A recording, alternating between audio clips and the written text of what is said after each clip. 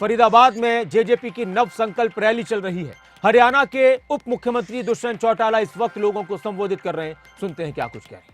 दोनों जिलों के अध्यक्ष किशन जाखड़ जी, भाई देवेंद्र सरोज जी, मंच पर बैठे हमारे बहुत ही आदरणीय बदरुद्दीन अकबर जी, तेजपाल डागर जी, सुरेंद्र सरोज जी, पार्टी के बहुत ही मेहनती भाई दिनेश डागर जी,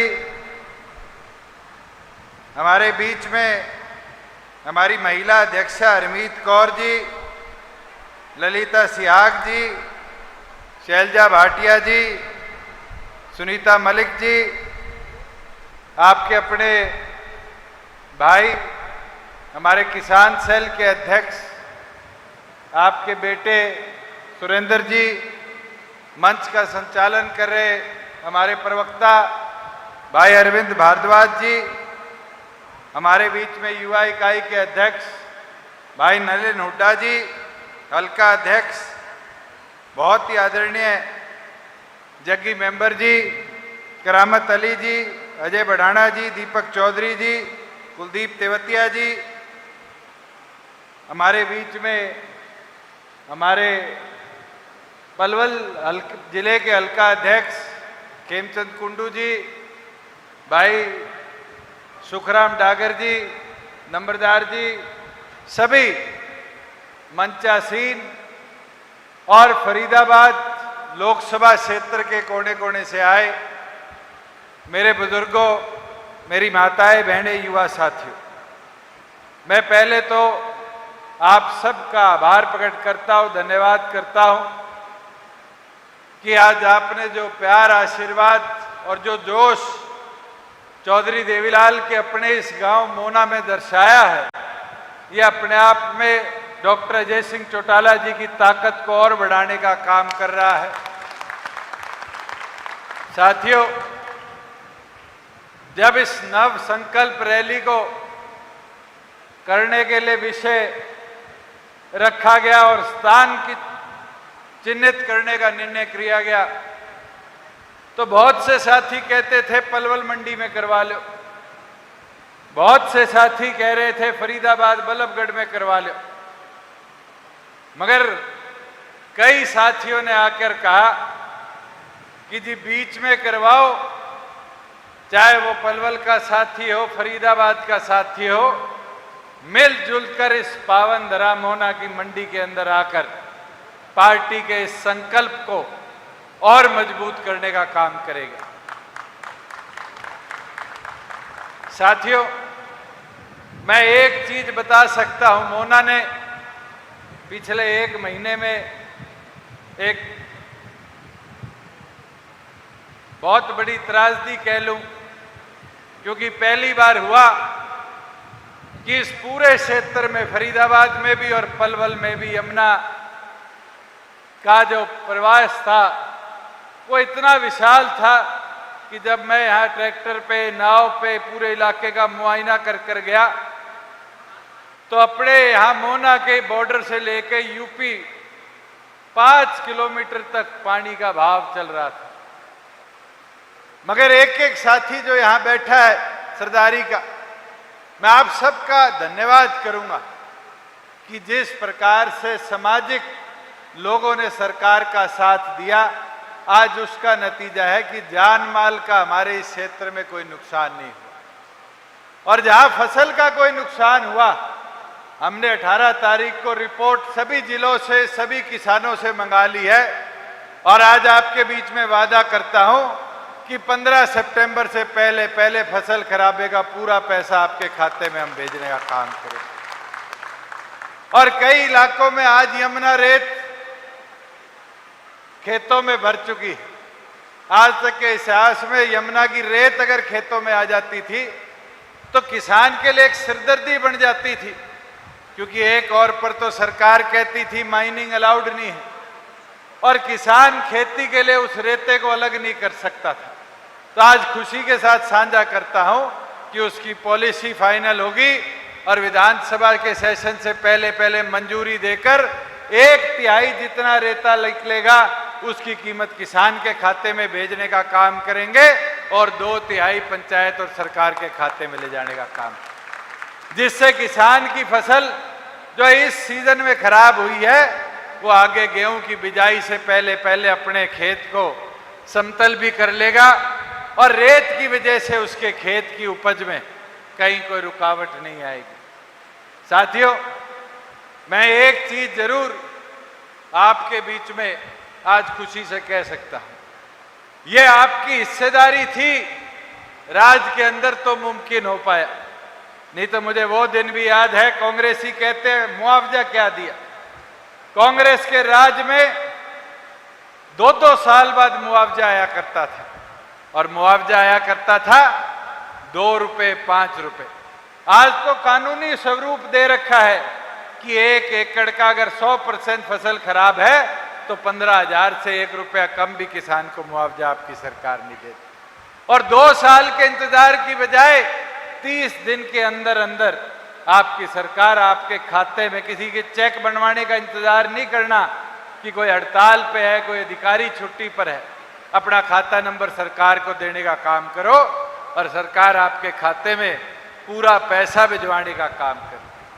वहीं आज इस मंडी में हम खड़े हैं, इस मंडी की क्या हालत होती थी जीरी के सीजन में, गेहूं के सीजन में। मुझे वो दिन भी याद है जब मैं सांसद साथ दौरा किया करते थे तो ट्राली 1-1 किलोमीटर तक खड़ी होती थी और 1 किलोमीटर की लाइन पे किसान ट्राली पे सो रहा होता था कि कोई अनाज चोरी ना किया जाए। 2 दिन बाद नंबर आया करता था।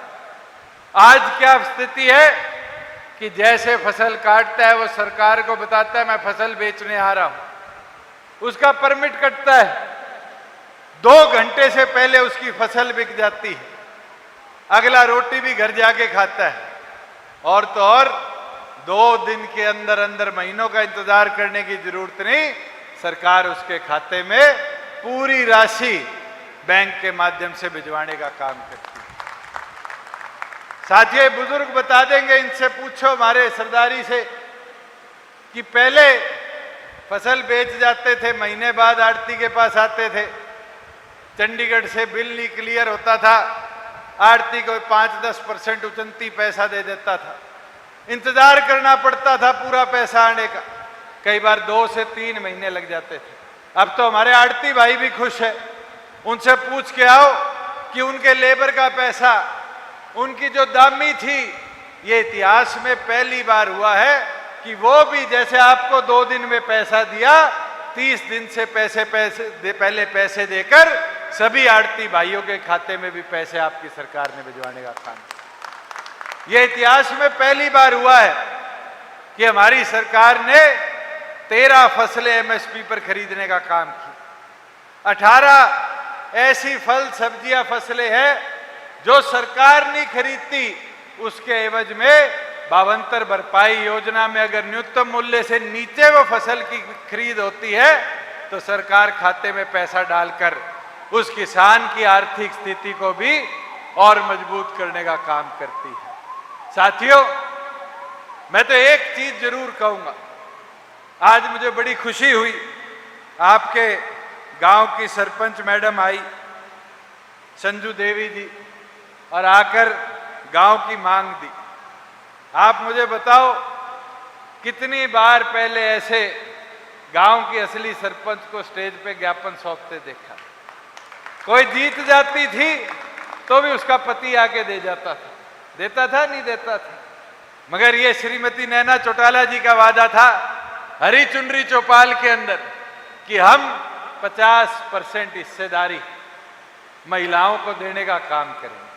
और आज मैं खुशी के साथ कह सकता हूं कि आज पंचायत की हर दूसरी कुर्सी, चाहे वो सरपंच की हो, पंच की हो, जिला परिषद मेंबर, ब्लॉक समिति मेंबर या चेयरमैन जिला परिषद ब्लॉक समिति क्यों ना हो, वो आज हमारी माताएं बहनें सुशोभित करने का काम कर रही हैं।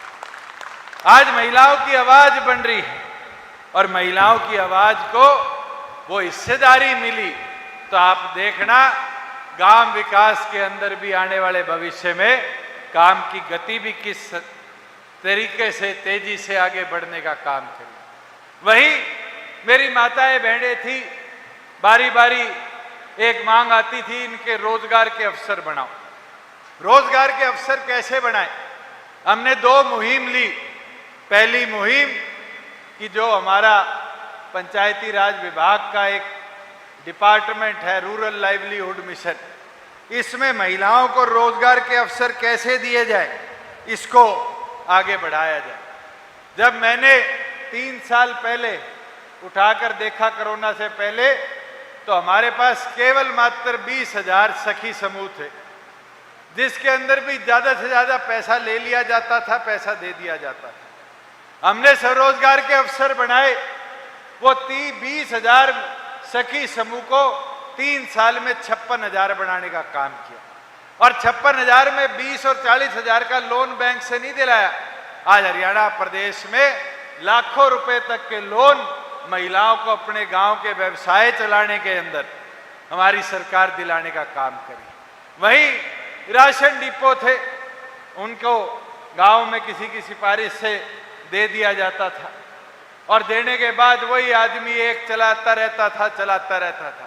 मगर आपने ये वादा किया, श्रीमती नैना चौटाला जी ने आपसे चुनरी चौपाल में, कि हम महिलाओं को हिस्सेदारी देने का काम करेंगे। और साथियों, आज खुशी होती है ये कहते हुए कि अभी हमने 3800 डिपो नए निकालने का काम किया, और 3800 में से 2300 से ऊपर राशन डिपो अगर मिलेंगे तो हमारी इन माताओं बहनों को हमारी सरकार देने का काम करेगी। ये मुमकिन कैसे हो पाया? क्योंकि साथियों, राज में आपकी हिस्सेदारी। मैं तो एक चीज बारी बारी बोलता हूं, ये 3.5 साल के अवसर में बहुत लोग आए, बहुत लोग गए। बहुतों ने कहा कि दुष्यंत को रिजाइन कर देना चाहिए किसान आंदोलन में। मैं आपके पड़ोस में होली उत्सव में आया था, नरियाल गांव में। क्या कहते थे? इस्तीफा दे दो। धरना प्रदर्शन हुआ, कौन करने आया? ये भूपेंद्र हुड्डा का रिश्तेदार करण दलाल। और आकर 200 लोग चौक पे खड़े हो गए, इस्तीफा दो, किसान विरोधी। मुझे एक चीज तो बताओ, अगर किसान विरोधी होते तो क्या किसान के खाते में कभी पैसा आता? क्या किसान की फसल खराबे का पैसा किसान के खाते में हम 1 महीने के अंदर दे पाते? साथियों, असली किसान विरोधी तो कांग्रेस ही थे। क्या किया दोनों रिश्तेदारों ने? मिलकर हरियाणा प्रदेश की 73,000 एकड़ जमीन किसानों से लेकर प्राइवेट बिल्डरों को देने का काम किया। बेच दी आपकी जमीनें। आप बताओ, हमारी सरकार ने कोई 1 इंच जमीन आपकी खरीदने का काम किया? बल्कि 2 फ्लाईओवर बन रहे हैं, यहां से लेके यूपी तक के 2 फ्लाईओवर, और तीसरा और आने वाला है। इनकी सरकार ने तो एक कनेक्टिविटी नहीं बनाई यूपी की, और हम तो 3-3 बनाने का काम कर रहे हैं पिछले 4 सालों के अंदर। और साथियों, जेवर एयरपोर्ट यूपी में बन रहा होगा, मगर जेवर का असली फायदा कोई उठाएगा तो 6 मोहना के लोग उठाने का काम करेंगे। साथियों, आपसे तो 7-8 किलोमीटर आगे है। आज सबसे ज्यादा इंडस्ट्रियल ग्रोथ किसी इलाके में होगी तो अपने इस इलाके में होगी। और आज मैं आपके बीच में घोषणा करता हूं, ये उस दिन बाढ़ का जब मैं निरीक्षण करने आया तो आपके पड़ोस में पावर डिपार्टमेंट की जमीन पड़ी थी। कौन सा गांव है?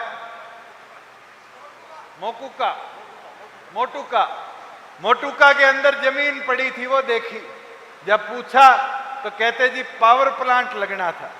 पावर प्लांट तो अब लग नहीं सकते, एनसीआर, एनजीटी, पता नहीं कितने रिस्ट्रिक्शन आ गए, और थोड़ा सा धुआं दिल्ली में बढ़ जाता है तो मार हरियाणा पे पड़ती है, 57% हरियाणा पे प्रतिबंध लग जाता है। तो फिर मैंने बैठक ली, अधिकारियों से चर्चा करी कि वहां पर अब पावर प्लांट की जरूरत तो है नहीं, पावर विभाग और हमारा HSIDC मिलके उसको इंडस्ट्रियल टाउनशिप डेवलप करने का काम करे। अब वहां इंडस्ट्री आएगी, चाहे वो IT इंडस्ट्री आए, चाहे डाटा सेंटर आए, चाहे मैन्युफैक्चरिंग प्लांट आए, तो उसका लाभ किसको मिलेगा? हरियाणा प्रदेश के युवाओं को, आपके इस इलाके को। रोजगार के अवसर बनेंगे, लोगों की रिहाइशें बसासत बनेगी, तो किसका फायदा होगा? अपने इस इलाके का फायदा होगा। साथियों, कांग्रेसियों ने कभी फायदा नहीं सोचा। कांग्रेसी तो एक चीज सोचते थे, राज में आगे गुड़गांव पे कब्जा कर लो, कॉलोनियां काट दो, और ज्यादा सड़क का कोई विस्तारण होता था, सड़क का कोई उद्धार होता था तो एक जिले में सीमित होकर रोहतक तक रह जाता था। पिछले दिनों में जुलाना गया तो जुलाना वाली सड़क इस सरकार में बनी, खरखोदा गया, खरखोदा वाली सड़क इस सरकार में बनी, भिवानी गया, कलानौर बॉर्डर पे सड़क खत्म हो जाती थी, आज जाओ 4 लेन चरखी दादरी तक, 4 लेन भिवानी तक हमारी सरकार ने बनाने का काम किया। ये विकास कैसे हो पाया? ये विकास इसलिए हो पाया कि आप लोग सरकार में हैं, आपकी आवाज है, आपकी सुनवाई होती है। मेरे से तो मैं ये मानता हूं, ये जगी मेंबर कहेंगे कि गलती होगी, मेरे से हुई एक गलती, वो टिकट वितरण ठीक नहीं किया। अगर ये मैं किसी को, सुरेंद्र को, जगी मेंबर को, इनमें से जितने ये पृथला वाले साथी हैं, किसी और को उस समय टिकट दे देता तो शायद 10 की बजाय आज 11 विधायक हमारी पार्टी के विधानसभा में होते। मगर आगे ये गलती पृथला में भी नहीं होगी और ये गलती और किसी सीट पे भी नहीं होगी। साथियों, उस समय तो नई नई पार्टी बनी थी। जब कुंबा बनता है, कई लोग ऐसे भी आ जाते हैं जो चोरी का मन बनाकर रखते हैं, और हमने तो बड़े अच्छी सोच के साथ वो जिम्मेवारी दी थी, मगर कई लोग वो जिम्मेवारी संभालने लायक नहीं थे। मगर आज मैं कह सकता हूं, यह आप सबकी मेहनत है कि आपने संगठन की ताकत को संगठित कर आगे बढ़ाने का काम किया है, और मैं उम्मीद करता हूं कि इसी तरह आगे बढ़ते रहोगे। ये 4 चीजों का मंत्र याद रख लो। एक तो सिर से ठंडा, दूसरा मुंह से मीठा, एक पांव की रफ्तार,